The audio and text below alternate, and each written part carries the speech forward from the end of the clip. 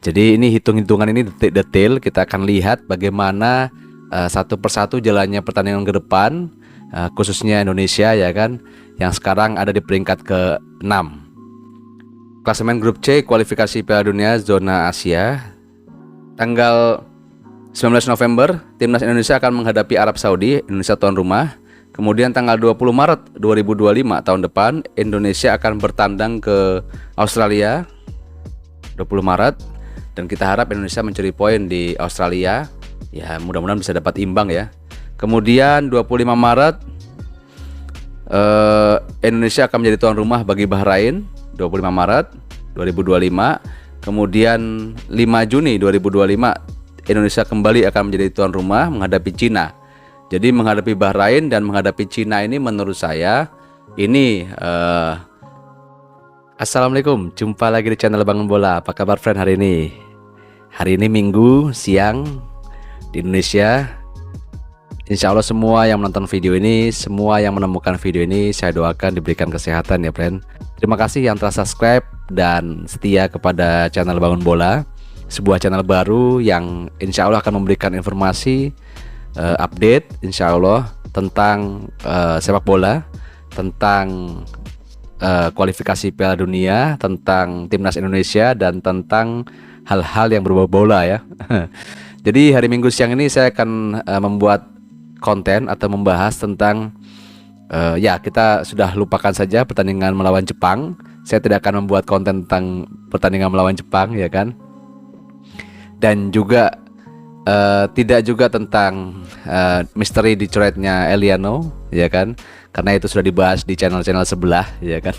Dan satu yang mau saya sampaikan atau mau kita bahas, kali ini siang ini adalah tentang bagaimana peluang timnas Indonesia setelah kekalahan dari Jepang.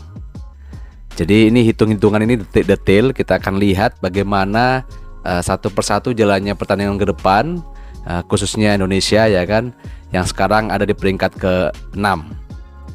Klasemen grup C kualifikasi Piala Dunia zona Asia, Piala Dunia 2026. Ini nomor 1 Jepang. Jepang sudah main 5 kali, menang 4 kali ya kan, seri 1 kali ini.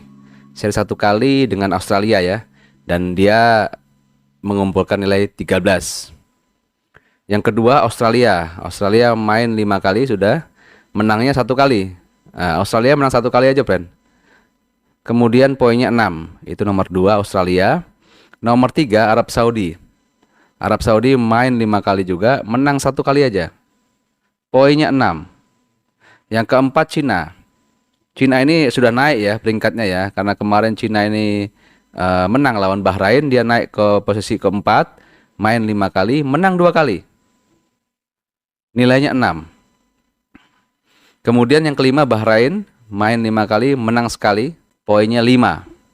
Dan yang keenam adalah Indonesia, main 5 kali, menang belum pernah, dan poinnya 3. Artinya adalah peringkat ke-6 Indonesia dengan peringkat kedua Australia itu selisihnya cuma 3 friend. Cuma 3. Dan pertandingan ke depan ini tanggal 19 November. Kalau kita lihat jadwalnya ini friend, untuk tanggal 19 November ini Bahrain akan menghadapi Australia, bermain di kandang Bahrain. Jadi ini kita harapkan Bahrain kalah.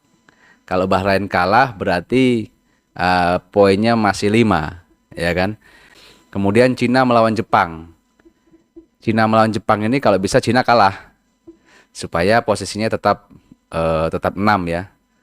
Jadi kalau Indonesia besok melawan Arab Saudi, ya kita tidak tahu ya bagaimana pertandingannya. Yang jelas Indonesia menurut saya harus menang melawan Arab Saudi insya Allah. Dan kalau menang maka posisinya menjadi memiliki poin 6. Kalau memiliki poin 6 maka Bahrain mundur ke bawah. Kalau Bahrain kalah maka Bahrain mundur ke bawah, jadi peringkat ke-6. Indonesia naik. Nah, naiknya ini tergantung selisih gol ya, sama-sama poin 6 ya kalau menang ini ya. Jadi selisih gol Arab Saudi, Cina, dan Indonesia akan 6 seandainya Indonesia menang. Maka ini peluangnya masih ada.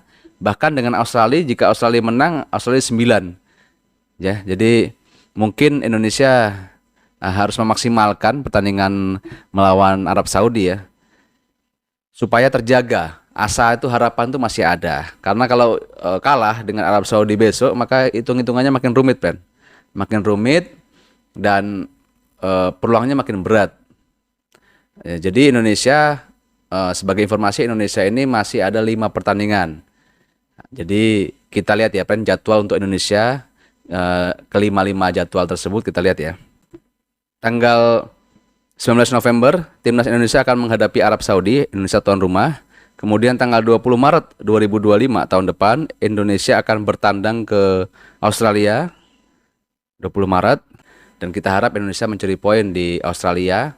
Ya, mudah-mudahan bisa dapat imbang ya. Kemudian 25 Maret, Indonesia akan menjadi tuan rumah bagi Bahrain, 25 Maret 2025. Kemudian 5 Juni 2025, Indonesia kembali akan menjadi tuan rumah menghadapi Cina. Jadi menghadapi Bahrain dan menghadapi Cina ini menurut saya ini kemungkinan terbaik ya. Ya, selain Indonesia melawan Arab besok kita harus menang, melawan Cina dan melawan Bahrain juga harus menang. Sehingga kalau kita menang 3 maka nilainya 9. 9 tambah 3, sekarang 3 ya, berarti 12. Kalau 12, menurut saya hitung-hitungannya masih dapat di posisi keempat atau ketiga. Tergantung tim lain. Kalau tergantung tim lain juga ada beberapa yang kalah dan seri ya. Mudah-mudahan sih Indonesia berpeluang di posisi keempat. Itu hitung-hitungannya, friend. Jadi yang terdekat adalah kita menghadapi Arab Saudi besok hari Selasa malam jam 7 malam ya. Indonesia harus menang. Ya, ini adalah pertaruhan terakhir ya menurut saya bagi Sintayong. Dia harus gas ini, dia harus meracik tim, dia harus meracik komposisi pemain, dia harus juga meracik bagaimana cara bermain. Kalau kita lihat kemarin melawan Jepang ini kan setup play-nya tidak ada. Jadi perencanaan tuh bagaimana strateginya. Jadi kalau ada orang tanya kemarin bagaimana strategi Indonesia menghadapi Jepang, saya nggak tahu.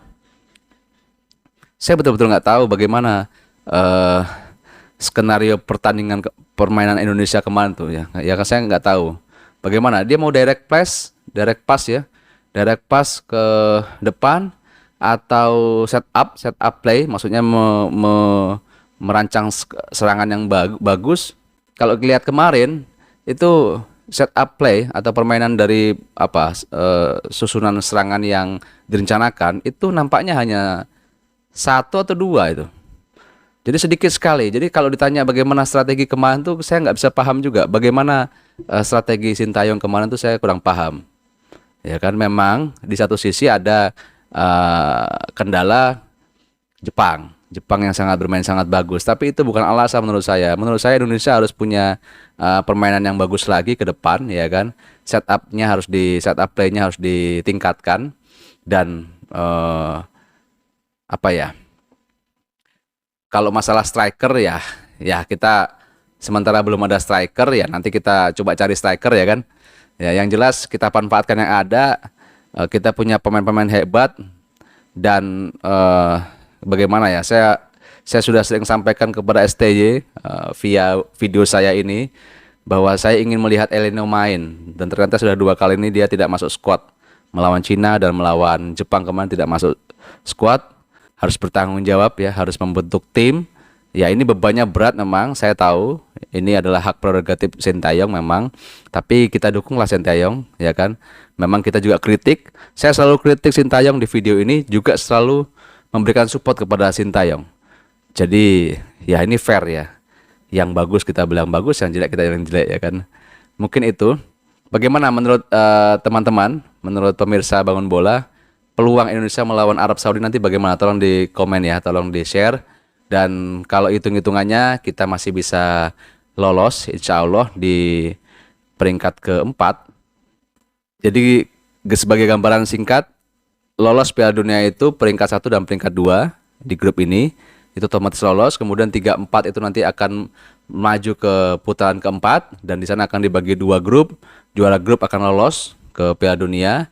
Runner up-nya akan masuk ke konfederasi atau playoff. Jadi kita mentargetkan Indonesia peringkat ketiga atau keempat, dan ini merupakan target realistis ya yang diberikan Erick Thohir kepada Sintayong. Itu mungkin friend, hitung-hitungan peluang lolos timnas Indonesia ke Piala Dunia. Insya Allah ada manfaatnya. Jika suka video ini jangan lupa like, komen, dan subscribe channel Bangun Bola. Terima kasih telah menonton. Indonesia lolos Piala Dunia dan assalamualaikum.